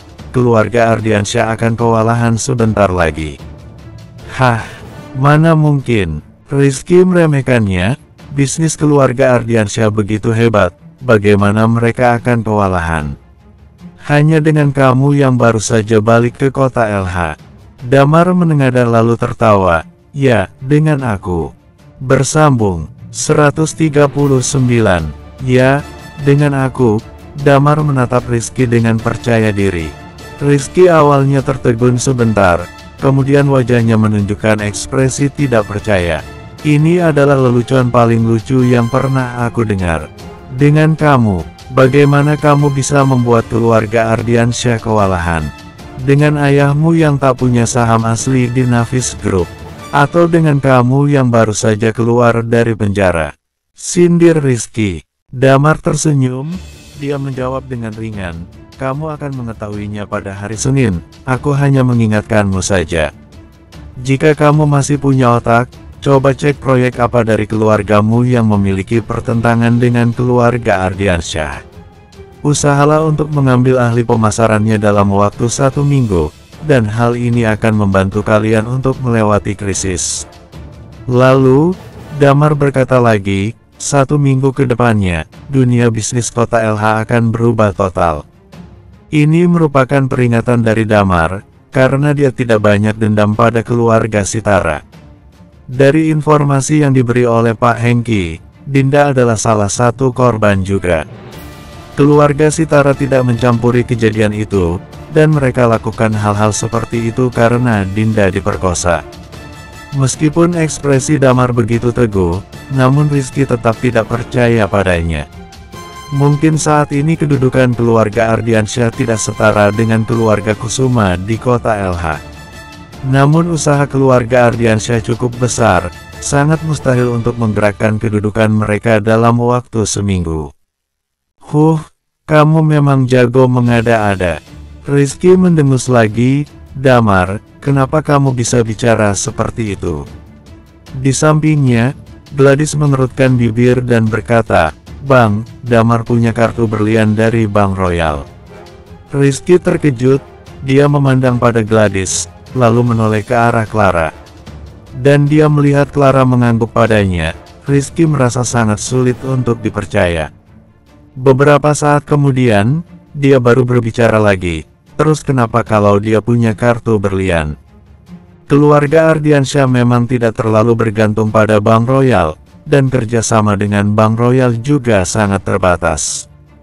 Damar melambaikan tangan, "Aku tidak berusaha untuk membuktikan sesuatu padamu, ini adalah masalah keluarga kalian juga. Jika aku menjadi kamu, aku tidak akan membuang-buang waktu berdebat di sini, sedangkan aku akan kembali ke perusahaan untuk mengeceknya berapa banyak persaingan dengan keluarga Ardiansyah. Untuk hal-hal yang lain, kamu akan mengetahuinya saat hari Senin." Wajah Rizky muram untuk beberapa saat. Pada saat ini, Gladys memandangnya dan membujuknya. Bang, percayalah pada Damar, dia benar dapat melakukannya. Sebelumnya dia pernah bilang bahwa dia akan membatalkan pertunanganku dengan Diska, dan keesokannya keluarga Tandialo benar mengalami masalah besar. Krisis keluarga Tandialo disebabkan olehnya. Tanya Rizky segera. Gladys menganggukkan kepalanya, dan kali ini Rizky baru benar-benar heran. Dia cukup tahu tentang krisis yang dialami keluarga Tandialo. Dia berpikir kembali dengan cermat. Bank Royal dan beberapa bank lain memusuhi keluarga Tandialo secara mendadak saat itu, dan Navis Group pun merebut proyek darinya pada saat yang sama. Jika itu benar ulahnya Damar, maka mungkin akan terjadi juga jika dia ingin melakukan sesuatu pada keluarga Ardiansyah. Yang terutama adalah Navis Group pasti akan ikut campur, sedangkan perusahaan tersebut adalah perusahaan yang sangat penting dalam kota LH. Rizky menggertakkan giginya dan memandang ke arah Damar. Pria itu hanya duduk di sofa dengan santai. Dia tidak berbicara banyak, lalu meninggalkan suite ini. Ya, mungkin tidak bisa benar-benar mengalahkan keluarga Ardiansyah dengan kombinasi seperti ini. Namun yang pasti adalah keluarga Ardiansyah akan mengalami kekacauan besar. Dia bahkan tidak sempat untuk menanyakan bagaimana Damar bisa membuat Navis Group bertindak berdasarkan kemauannya. Seperti kata Damar tadi, dia harus cepat mengecek proyek yang bisa diambil alih dari keluarga Ardiansyah. Setelah dia pergi, Gladys menghampiri Damar dan bertanya, apakah kebenaran kasus itu akan diungkapkan. Damar mengangguk. Keluarga Ardiansyah akan mengadakan rapat akhir tahun pada hari Sabtu. Keluargamu juga mendapat undangannya bukan? Rapat akhir tahun keluarga Ardiansyah selalu diadakan pada bulan Juni. Mereka mengundang banyak keluarga-keluarga teratas di kota LH. Dan aku akan membuktikannya di depan umum. Sheila dan Wendy menatapnya dengan kaget. Pertama kali mereka mengenal pria ini, dia masih bekerja sebagai tukang konstruksi di kota JC. Namun Damar sekarang mengatakan bahwa dia akan melawan keluarga Ardiansyah, keluarga yang teratas di kota LH. Baru beberapa lama setelah dia kembali ke kota LH, Damar selalu memberikan kesan misterius pada mereka. Semakin mereka dekat dengan pria ini, semakin mereka penasaran padanya. Siapakah pria ini sebenarnya? Dia seorang gelandangan dan pakaian setiap harinya seperti orang miskin. Bagaimana dia bisa melawan keluarga Ardiansyah yang begitu kaya? Perbedaan dahsyat ini membawa banyak kejutan untuk mereka. Sheila menghela napas, dia memandang Damar dengan pandangan kukuh. Gladys menatapnya dengan bingung, dibandingkan dengan 9 tahun yang lalu, Damar memang banyak berubah. Dan Wendy mengatupkan giginya sambil melihat Damar dengan penasaran, dia menjadi semakin ingin tahu tentang pria ini. Mereka bermain di bar hingga larut malam, kemudian kembali ke rumah masing-masing. Hari berikutnya, Damar tidak bepergian, tetapi berada di rumah sepanjang hari. Dia menghabiskan waktu dengan orang tuanya. Pada Senin pagi, dia dibangunkan oleh ayahnya seperti biasanya. Dan mereka berangkat ke Navis Group bersama-sama. Pada saat yang sama, di kantor Direktur Navis Group, seorang gadis berambut pendek sedang berdiri, dan dia melempar kartu bank berwarna biru di mejanya Binar. Gadis itu berkata, Om Binar, kakekku bilang bahwa Damar sepihak denganmu. Dia telah memukul abangku, dan aku membutuhkan penjelasan. Binar mengerutkan bibir lalu berkata, penjelasan apa yang dibutuhkan? Baliklah dan beritahu pada kakekmu, tidak ada penjelasan. Dan tolong didik cucunya dengan baik, cucunya terlalu kurang ajar. Kata kakekku, jika Damar tidak meminta maaf pada abangku, dia akan menggunakan kartu ini untuk membatasi kalian, kata Star sambil memelototinya. Binar mengangkat bahu dengan tidak peduli, sampaikan pada kakekmu, cara ini tidak berguna bagiku. Silakan kalau dia ingin membatasiku dengan kartu itu, lihatlah Bank Royal akan menurutinya apa tidak. Kamu, Star menjadi marah. Kenapa memangnya? Jangan tidak tahu sopan santun. Binar meliriknya dan berkata, Pergilah dari sini, aku sangat sibuk hari ini, tidak bisa membuang waktu denganmu. Kemudian, dia mengambil berkas-berkas dan berdiri. Silakan kalau mau tetap di sini, aku akan pergi rapat. Binar langsung mendorong pintu dan pergi dari kantornya. Star tertegun, dia tidak menyangka Binar tidak takut sama sekali pada kartu bank yang dia bawakan ini. Dia mendengus, kemudian mengambil kartu dari meja, dan menuju lantai dasar. Tunggulah saat kakekku kemari, memangnya kamu akan terus bersikeras. Dia berjalan menuju pintu masuk Navis Group, dan dia menemukan Damar yang sedang menguap dan menunggu taksi. Star bergumam, Damar. Lalu, dia menjilat bibirnya dan mendekati arah Damar. Pada saat yang sama, markas keluarga Ardiansyah di kota LH. Gedung lumayan tinggi ini mempunyai sebuah ruang kantor yang sangat besar. Saat ini, Ridwan sedang duduk di dalamnya, dan Raden sedang duduk di seberangnya. Dia mengerutkan kening dan mengeluh, sekarang sudah pukul 9:30, Hengki masih tidak ada di perusahaan. Apa? Ridwan mengerutkan alis. Dia sepertinya menghilang tiba-tiba, kata Raden. Mungkin ada sesuatu yang terjadi padanya. Di mana Damar? Tanya Ridwan. Aku mengirim orang untuk mengawasinya di Navis Group, dan ternyata dia sama sekali tidak apa-apa, jawab Raden. Mungkin pembunuh dari Hengki bermasalah. Ridwan berdiri dan melepaskan kacamatanya. Kring, kring, kring. Seketika, telepon yang ada atas mejanya berdering. Dia melirik Raden sebentar, kemudian mengangkat telepon.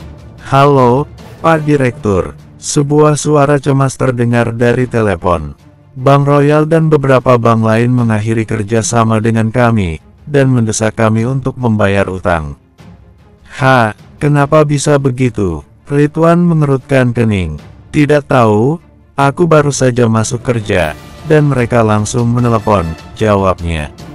Oke, kamu cepat berkomunikasi dengan pihak Bank Royal, tanyakan apa yang terjadi. Aku akan mengadakan rapat pagi sekarang, perintah Ridwan.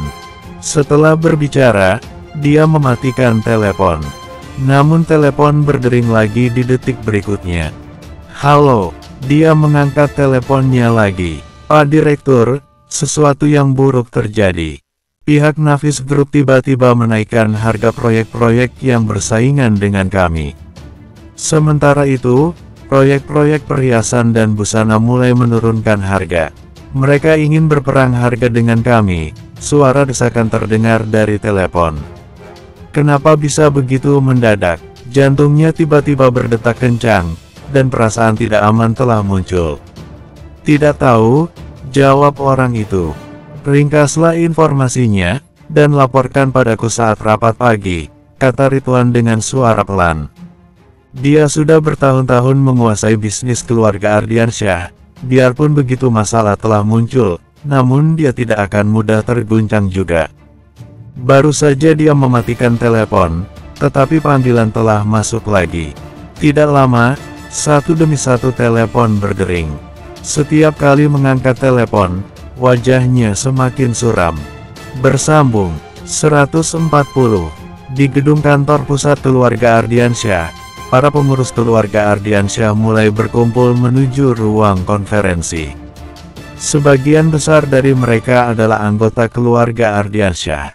Dengan jenis industri keluarga seperti ini, para pengurus selalu anggota dari keluarganya sendiri. Pada saat ini, mereka semua telah menerima panggilan telepon dan segera pergi ke ruang konferensi untuk rapat darurat. Ya, ini bukan rapat rutin yang diadakan setiap hari Senin, tapi rapat darurat. Ridwan sedang berada di dalam kantor direktur dan tangannya sedikit gemetar saat ini. Kring, kring, kring. Telepon di mejanya masih terus berdering, tapi kali ini Ridwan tidak menjawabnya. Pada awalnya, sikapnya cukup tenang pada masalah ini. Dalam bidang bisnis sama persis seperti medan perang. Dia juga pernah mengalami situasi yang tidak terduga seperti ini.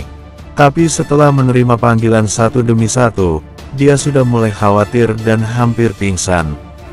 Sepertinya ada orang yang sedang menargetkan keluarga Ardiansyah. Permasalahan kali ini menyebar ke berbagai industri yang dioperasikan oleh keluarga Ardiansyah, dan tempat dimulainya bukan hanya kota LH saja. Bahkan Ridwan yang telah mengalami banyak masalah juga merasa sedikit lengah saat ini. Raden yang berada di samping juga tampak kusam. Mereka tidak memiliki energi untuk memikirkan urusan Hengki lagi sekarang. Dalam hati Raden juga penuh dengan kekhawatiran saat ini. Mungkinkah semua ini adalah rencana Binar? Dia selalu tidak begitu suka dengan kami. Aku tidak tahu apa alasannya.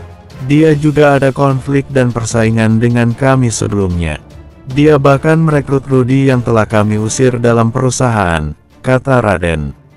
Ekspresi Ridwan berubah seketika. Cepat telepon dia sekarang. Raden mengangguk dengan cepat. Dia mengeluarkan ponselnya, mencari nomor telepon Binar dan meneleponnya. Panggilan telepon itu dijawab dengan cepat. Suara Binar terdengar dari sisi telepon. Lah, ini bukannya Pak Raden. Ada apa? Aku sedang rapat. Pak Binar, mengapa kamu tiba-tiba bertindak seperti itu pada kami? Jika dari pihakmu akan terus menaikkan harga, itu tidak baik bagi semua orang, kata Raden. Memang kenapa? Suka-suka aku, memang apa urusannya denganmu? Perusahaanku memiliki terlalu banyak uang, maka suka-suka aku menghabiskan uang dengan cara ini, jawab Binar. Raden terdiam sejenak, dan berkata lagi, aku akan datang ke perusahaanmu sekarang. Bisakah kita bertemu dan membahasnya dengan baik-baik? Tidak ada hal yang bisa dibicarakan lagi, kali ini antara kalian yang kalah atau aku yang kalah. Binar langsung menutup telepon dengan cepat. Ekspresi Raden sedikit berubah dan dia berkata pada ayahnya, dia mematikan teleponnya. Wajah Ridwan penuh dengan ekspresi marah, lalu dia menghela napas dan berkata, mari pergi ke ruang konferensi dulu, dan pikirkan cara untuk menghadapinya. Asteris. Saat ini, orang yang menyebabkan masalah pada keluarga Ardiansyah sedang berdiri di pinggir jalan. Damar menguap sekali lagi dan menunggu mobil datang. Apakah kamu adalah Damar? Sebuah suara dingin terdengar di telinga Damar. Damar menoleh dan menemukan bahwa tidak jauh darinya ada seorang gadis dengan kulit agak kuning sedang berjalan ke arahnya. Kamu? Damar menatapnya dengan curiga. Namaku adalah Star, aku adalah adik perempuannya Anthony, jawab Star dengan pelan. Pria itu menatapnya dengan heran dan bertanya, ada apa? Kamu masih berani bertanya seperti itu? Star memelototinya dan berkata lagi, abangku dipukuli olehmu, kan? Dia yang ingin memukulku, aku hanya membela diri.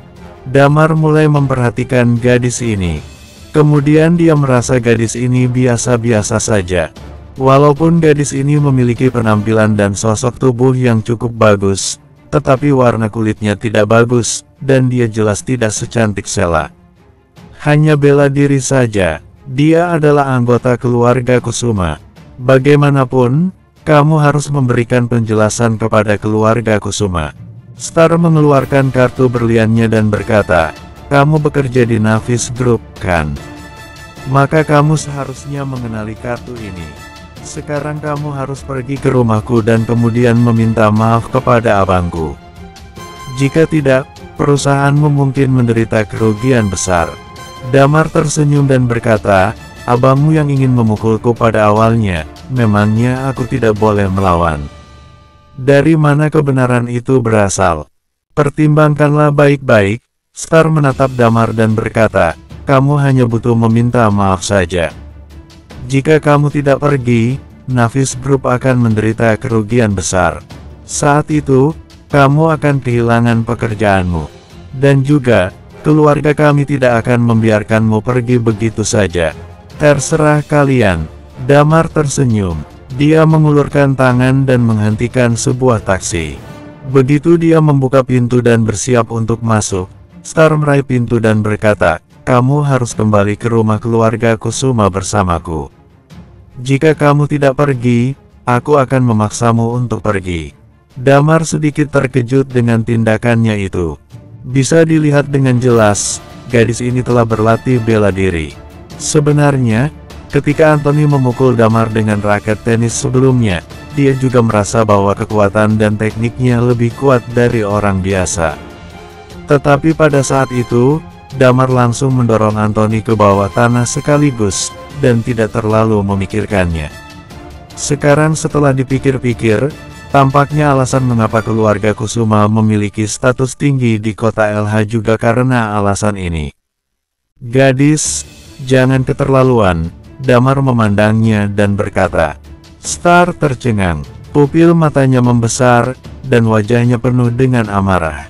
Dia memelototi pria itu dan berkata, apa katamu?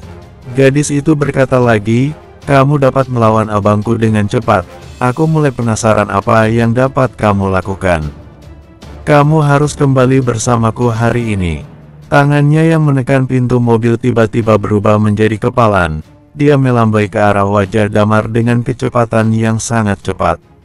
Damar mengangkat alisnya, seluruh tubuhnya sedikit miring ke satu sisi, dan tangan kanan menepuk punggung Star dalam sekejap.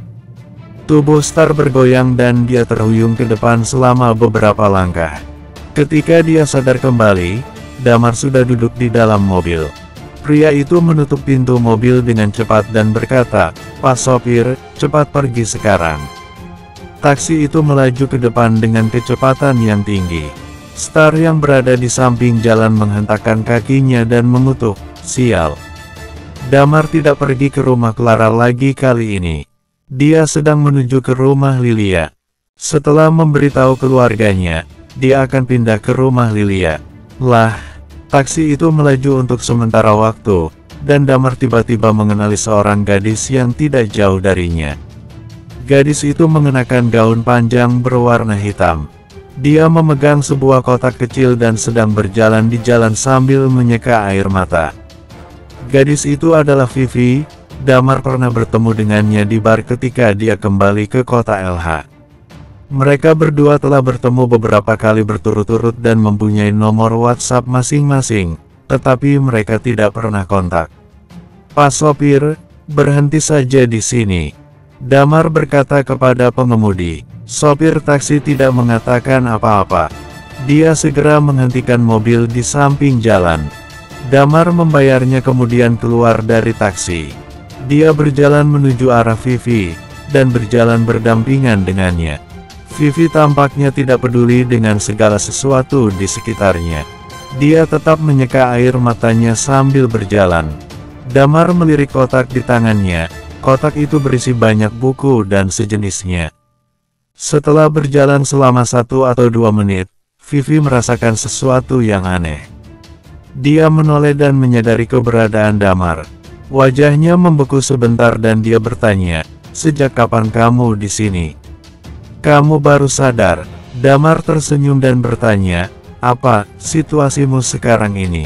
Vivi berusaha untuk mengendalikan emosinya, dan kemudian sebuah senyuman pahit muncul di wajahnya. Aku dikeluarkan dari sekolah. Hah? Damar terkejut. Pemecatan guru jarang sekali terjadi, kecuali orang itu melakukan sesuatu yang parah. Ada apa? Tanya Damar. Vivi menghela napas dan berkata, karena Nico. Dia ingin kembali bersamaku, tetapi aku tidak mau. Maka dia mengganggu keluargaku dan juga menggangguku terus di sekolah. Pihak sekolah juga merasa pusing dengan masalah ini. Ekspresi Damar berubah sedikit. Nico sudah keterlaluan. Mengapa kamu berpacaran dengannya sejak awal? Ya, seharusnya aku tidak berpacaran dengannya sejak awal. Sepupuku bekerja di perusahaannya. Dia melihatku ketika aku pergi mencari sepupuku. Sejak itu, dia meminta nomor WhatsAppku dari sepupuku dan mulai mengejarku. Vivi berkata lagi, aku memang sudah waktunya untuk menikah.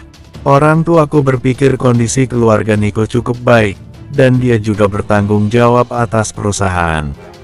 Penghasilannya cukup tinggi, jadi mereka menyuruhku untuk berpacaran dengannya. Damar mengerutkan kening.